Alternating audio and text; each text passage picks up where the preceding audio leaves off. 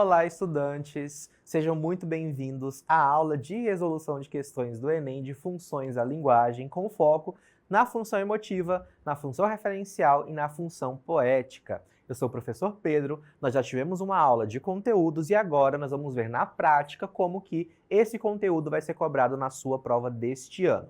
Olha, já falei lá no outro vídeo também, mas vou reforçar aqui. O Enem ele vai te cobrar a função da linguagem de uma forma bem simples em 3 tipos de questões. Primeiro, ele vai dar um texto e vai falar qual que é a função que predomina. Ele vai querer que você consiga identificar, dentre as funções que existem, a mais importante, a mais predominante. Ou ele vai te dar um texto, vai te falar qual que é a função predominante e ele vai querer saber qual que é a não predomina, mas que também está presente no texto. E por último, ele vai te falar qual que é a função predominante ou a não predominante e quer que você explique as características desta função. Então vamos dar uma olhadinha aqui nas questões. São questões bem tranquilas, porque esse conteúdo também vai ser bem tranquilo, tá? Vou te tranquilizar em relação à prova. Vamos lá. Primeira questão é uma questão que eu gosto muito. Professor, em várias vezes eu aprendi que quando você vê um poema, não é para começar por ele, porque as questões de interpretação de poema são questões de nível 3, né, difíceis, e que no TRI não vão ser tão influenciáveis. Porém, essa questão, mesmo sendo uma questão de interpretação, uma questão com o poema, você não vai precisar interpretar. O importante dela é entender as funções que existem dentro deste texto. O texto é do Manuel Bandeira, né, como a gente pode ver aqui na fonte, então a gente vai ter uma escrita modernista, e aí ele vai dizer assim, o título é Poema tirado de uma notícia de jornal. Então pensa comigo, aqui eu vou ter 2 gêneros textuais, o poema e o jornal. O poema tem foco à função poética, o jornal tem foco à função referencial, porque ela passa informações de uma maneira imparcial. Então eu vou ter 2 gêneros aqui que se misturam. João Gostoso era carregador de feira livre e morava no Morro da Babilônia, num barracão sem número. Uma noite, ele chegou no bar 20 de novembro. Bebeu, cantou, dançou, depois se atirou na Lagoa Rodrigo de Freitas e morreu afogado. A gente não precisa interpretar, mas já que a gente está aqui, é um poema tão lindo, bora pensar um pouco sobre ele. Primeiro, o nome do personagem, do eu lírico, né, que está sendo falado ali, é João Gostoso. Esse poema ele é bem irônico, tá, pessoal? Bem satírico. Ele utiliza o humor para criticar. João é um nome muito comum no Brasil, né? A gente for pegar os nomes mais comuns, temos João, Pedro, José. Inclusive, um outro autor que utiliza o mesmo recurso é o Carlos Drummond de Andrade, também modernista, quando ele faz o poema E Agora José. Ele vai utilizar nomes comuns para generalizar uma parcela da população.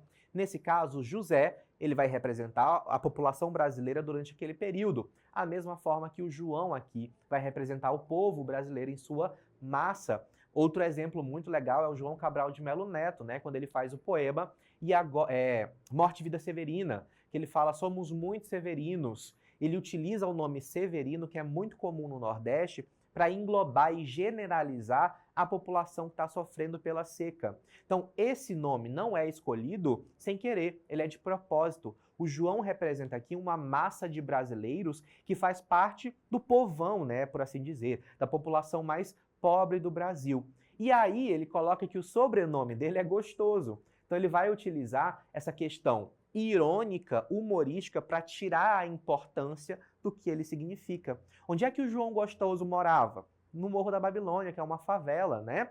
Num barracão sem número, ou seja, ele era extremamente pobre, trabalhava como carregador de feira livre, assim como muitos brasileiros não têm acesso a um trabalho formal, né? A maioria vai utilizar um trabalho com a mão de obra informal, de trabalho pesado, braçal, né? E no único momento que ele vai ter a sua diversão, que é no bar 20 de novembro, que é o Dia da Consciência Negra, a gente sabe que a maior parte da população pobre do país, por conta do nosso legado escravista, é a população preta e parda, né? Quando ele vai se divertir, ele morre afogado, né? Num bairro muito mais chique que na Lagoa Rodrigo de Freitas. Enfim, se fosse interpretar seria isso. Mas bora ver o que a questão pergunta.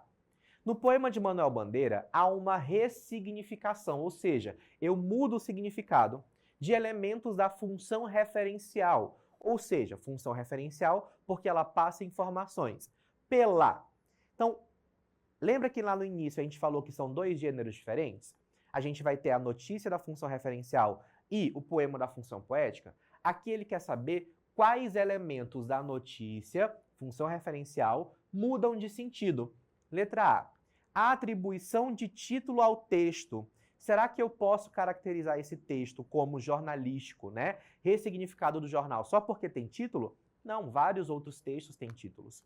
Utilização de frases curtas, características de textos de gênero jornalístico. Não, a reportagem, por exemplo, que é um texto jornalístico, vai ter frases longas, vai ser muito mais extenso. Indicação de nomes de lugares como garantia da veracidade. Não, pessoal, tanto que não se sabe se esse caso é real mesmo, não se sabe se ele é verossímil, se ele aconteceu na realidade de fato, né? Enumeração de ações. Muita gente se confundiu. De fato, se a gente voltar aqui no poema, eu vou ter várias ações, né? Bebeu, cantou, dançou, depois se atirou. Mas por que não é a letra D, pessoal? Porque o foco não é nas ações. O texto que foca nas ações é o texto narrativo. E aqui eu não quero um texto narrativo, eu quero um texto jornalístico. A resposta correta é a letra E. A apresentação de elementos próprios à notícia, que ficam naquele parágrafo que a gente chama de lead, em que eu apresento o quem, o onde, o como e o que aconteceu, né? A data que aconteceu, enfim. Então, resposta correta é a letra E. Próxima questão. Questão 26 de 2022. Assentamento. Zanza aqui, zanza pra colar. Fim de feira, periferia fora. A cidade não mora mais em mim. Francisco Serafim, vamos embora. Ver o capim, ver o beobá, vamos ver a campina quando flora. A Piracema, rios contra vim, binho, bel, bia, quim, vamos embora.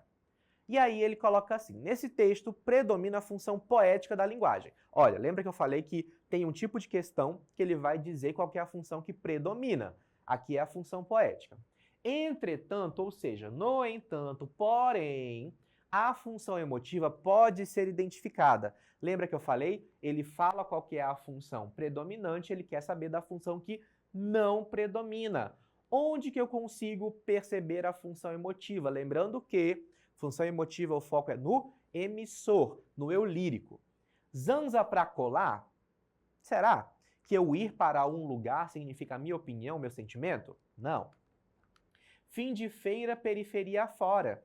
Também não há a presença do eu lírico, né? A cidade não mora mais em mim.